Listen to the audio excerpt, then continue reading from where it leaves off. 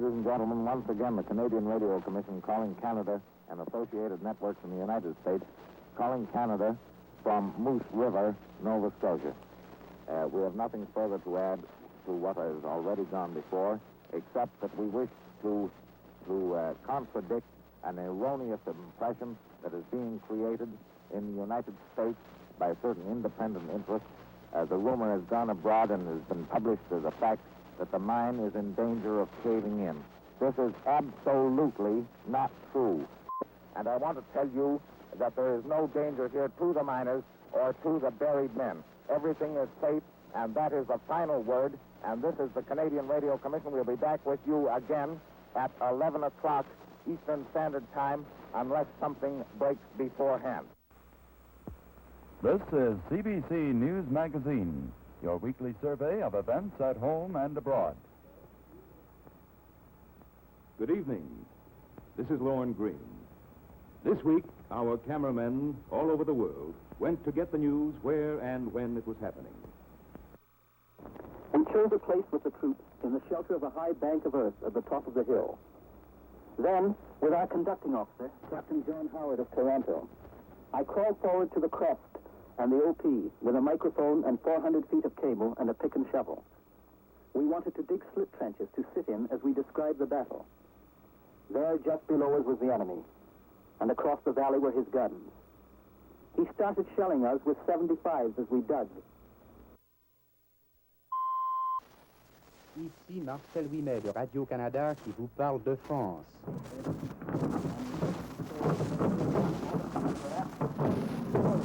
Il est 5h30. Depuis une demi-heure, nous assistons à l'un des plus gros barrages d'artillerie que nous ayons eu l'occasion de voir. Quelques centaines de canons canadiens et britanniques appuient une attaque que les Canadiens doivent lancer dans quelques minutes. L'objectif est l'aérodrome de Carpiquet.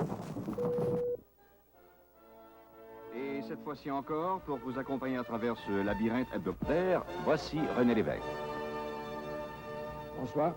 Et aussitôt dit que fait, parce que tout de suite, si vous voulez, dès cette première émission, eh bien, on va sauter en effet à deux pieds joints, dans ce qui, pour nous, en tout cas, est un véritable labyrinthe, presque incompréhensible. Mais en même temps, c'est un des plus sérieux problèmes qui se posent dans le monde d'aujourd'hui et qui est en pleine actualité, parce que on peut dire que c'est le seul problème, le seul qui se pose d'une façon vraiment urgente dans ce pays que nous connaissons bien et où, il y a quelques jours, 80% des électeurs ont déposé littéralement tous les pouvoirs entre les mains du général de Gaulle. Bonjour, chers auditeurs. Ici Raymond Laplante qui vous parle de l'aéroport de Dorval, où nous sommes venus assister à la démonstration de l'hélicoptère Sikorsky S-51. Paul Fortier, le technicien, est à l'appareil enregistreur. L'hélicoptère Sikorsky S-51 est en ce moment à quelques 60 pieds de nos microphones. Chers auditeurs, l'hélicoptère décolle. Good evening. There will be no tax changes in the fiscal year beginning tomorrow, and the Minister of Finance, Mr. Fleming, forecasts a modest surplus in the budget he presented to the House of Commons tonight. For details of the budget, we go now directly to the Parliament buildings and Norman Depot. Although this is largely a technical budget, some Canadians will benefit immediately. About 50,000 civil servants will have higher salaries beginning tomorrow morning, and all other salaries are being reviewed.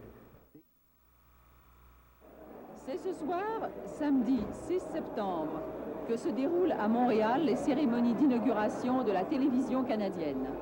C'est presque une date historique, un chapitre de l'histoire du spectacle et de l'information qui s'ébauche en tout cas. Les cérémonies de Montréal précèdent de 2 jours l'inauguration de la seconde station canadienne, celle de Toronto. C'est dire que le baptême de la télévision au Canada a bien lieu dans notre métropole aujourd'hui même. Election night, 1962. As the Peace Tower of the Parliament buildings in Ottawa sounds 8 o'clock, the polls have just closed in Quebec and in the eastern time zone of Ontario. Good evening. I'm Bruce Marsh in CBC Election Central in Toronto, welcoming an audience that now stretches from Newfoundland to the Lakehead. This is radio station CJLN, first with the news in Newfoundland. Bowring's News, 7:30 in time for the latest news of Newfoundland, read by Don Jameson and brought to you by Bowring Brothers Limited, everybody's store.